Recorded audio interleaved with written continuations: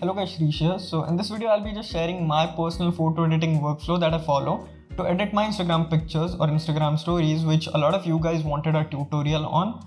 Now before getting into it, I want to tell that I'm not a professional photographer or a photo editor or a colorist or anything crazy like that. I'll be just sharing the stuff that has been working for me, and hopefully it gives me kind of a little bit more better results than what the image was initially. I'll also include a preset. The preset part is at the end of the video or by the end of the video. I'm not sharing the preset directly because I want you guys to know about the sliders or different sliders as well, because a lot of times presets aren't everything. So there may be times when you snap on a preset and preset may not look good, so you'll have to again manually tune in the image. So firstly, you'll have to make basic adjustments in the image, just like I'm doing right now. As you can see, if I increase the highlights a lot more, then the details in the sky are getting washed out, so I don't want it. I'll decrease the highlights, increase the shadows, because I don't want the image a lot more on the darker side. I'll decrease the whites, and I'll decrease the blacks a little bit to add a little bit of depth to the image.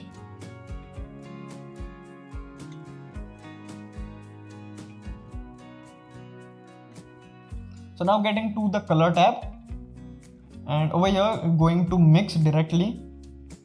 So in mix, you can see the 6th shade or the blue shade that you can see over here. Just drag it to -58. That gives you that teal, shade to your blues. So basically, this is kind of the color replacement tool that you can see over here. I'll decrease the saturation a bit for teal because I want to make sure that the image doesn't look overdone. And as you can see over here, I'll drag the other colors to somewhere around 83, -100 would be totally fine. I have to make sure that these colors are to the blue side, or the cooler colors are to the blue side, and blue itself is on the teal side. So that goes for purple and magenta as well. I'll drag magenta completely to -100 so that it's close to that bluish shade. Now to the warmer colors, I have to make sure that the warmer colors are close to orange shade, just like this. -29 would get the job done for the second shade. And over here as well, the hue, I'll drag it completely to the left.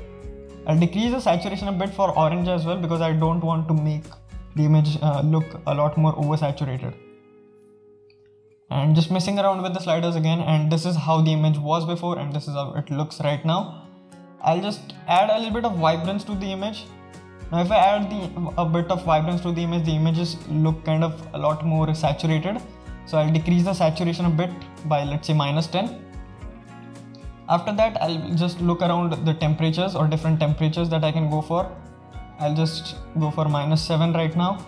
The image looks a lot more pinkish, so I'll just drag the tint to -4 or -6, -4. Yeah, -4 looks good. I'll also increase the temperature a bit. So -5 is the temperature and -4 is the tint. And yeah, that is how it looks right now. I also need a bit of texture and clarity to the image so that I can really highlight the details in the background of the image or near the C portion. So I'll add a bit of texture and a bit of clarity. 19 would look good. So as you can see, the C pops out a little bit more now. I'll dehaze the image to the right. So if I dehaze the image to the left, you can see that the image looks a lot more whitish. I don't want that. I'll dehaze the image to a little bit right side. Somewhere around 31 would be good. Now vignette is a little bit subjective part. Some people like it, some people don't. I personally like to do it, but it depends totally on image. So I'll come to vignette at the end of the video or the end of the editing of this image. Coming to curves, I'll just drag this slider that you can see on the end and drag it up because I want that faded look in the image.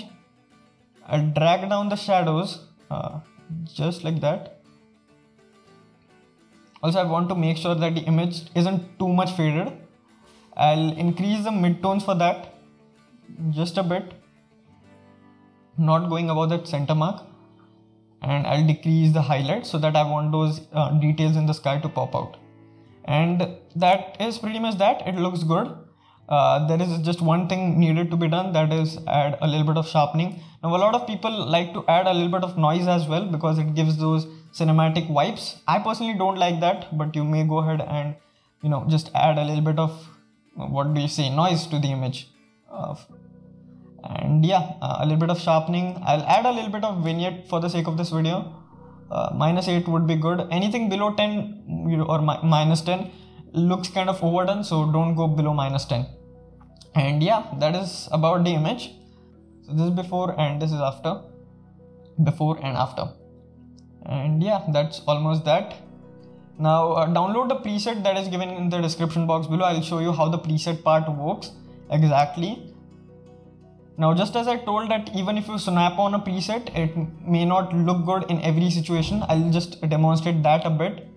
So once you have downloaded the preset, go ahead and create a new item and then a new album just like this, and name it preset or anything that you want. Once you are into here, just select this icon at the bottom right corner to import a file. Select files, and over here select the downloaded file that you have. That was given in the description box below. It is a .dng file. So just select it. It is basically an image which has the properties that I used, or the slider properties, and wait for it to be imported. Now over here, go to the top three dots that you can see, and from over here just copy settings and just go ahead and tap on yes or OK. Now it says settings copied. Now go to the image that you want to edit or apply the preset on. So let me just choose an image. Okay, so here we go. I'll just add a preset to this image. So I'll select paste settings, and as you can see, it totally changed the image. It is pretty dramatic. Now, as I told that a preset isn't always good for you, so you'll have to mess around with these sliders and basic adjustments as well. So that is the reason I showed the entire manual process first. Because even if, let's say, preset doesn't work for you, you will be covered because you exactly know what you need to do when it comes to manual editing a bit. So yeah, that's almost that. That's it guys. Thank you for watching. See you guys in the next one. Like, share, comment, subscribe.